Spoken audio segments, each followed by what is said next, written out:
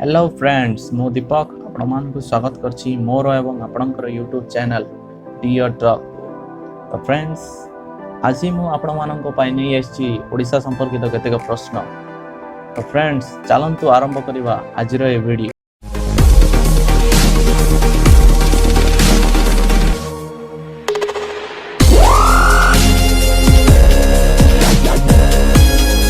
तो फ्रेंड्स आजिर प्रथम प्रश्न हैला ओडिशार बृहत्तम सरकारी महाविद्यालयर नाम कोन?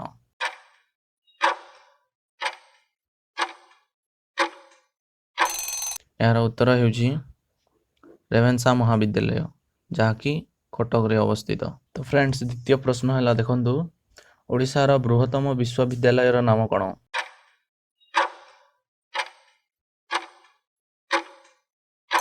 तो यार उत्तर हेउछि फ्रेंड्स उत्कल विश्वविद्यालय बाणीविहार। तो फ्रेंड्स तृतीय प्रश्न हैला देखंतु ओडिशार बृहत्तम विद्यालयर नाम कोन?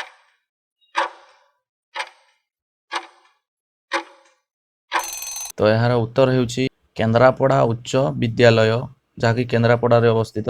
तो फ्रेंड्स चतुर्थ प्रश्न हैला देखंतु ओडिशार बृहत्तम पुस्तकर नाम कोन?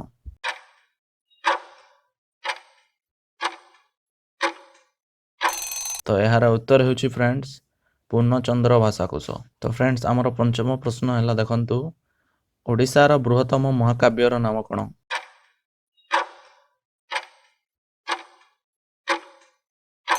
तो फ्रेंड्स यार उत्तर हेउछि ओडिया महाभारत। तो फ्रेंड्स आमर षष्ठ प्रश्न हैला देखंतु ओडिशार बृहत्तम बेसरकारी महाविद्यालयर नाम कोन?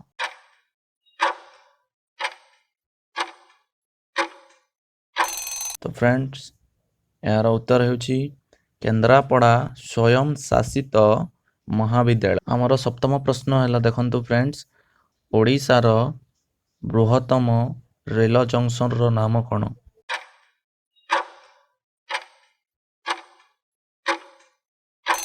तो यार उत्तर हेउछि फ्रेंड्स खोर्धा रेल जंक्शन। तो फ्रेंड्स आमर अष्टम प्रश्न हैला देखंतु ओडिशार बृहत्तम धान गवेषणा केंद्र केउठारे अछि?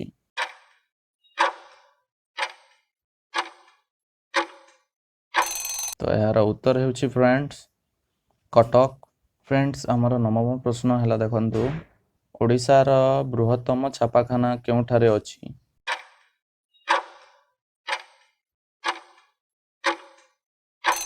यार उत्तर हेउछि फ्रेंड्स कटक।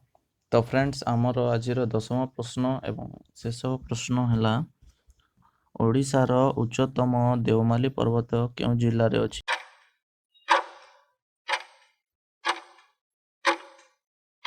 यार उत्तर हेउछि फ्रेंड्स कोरापुट।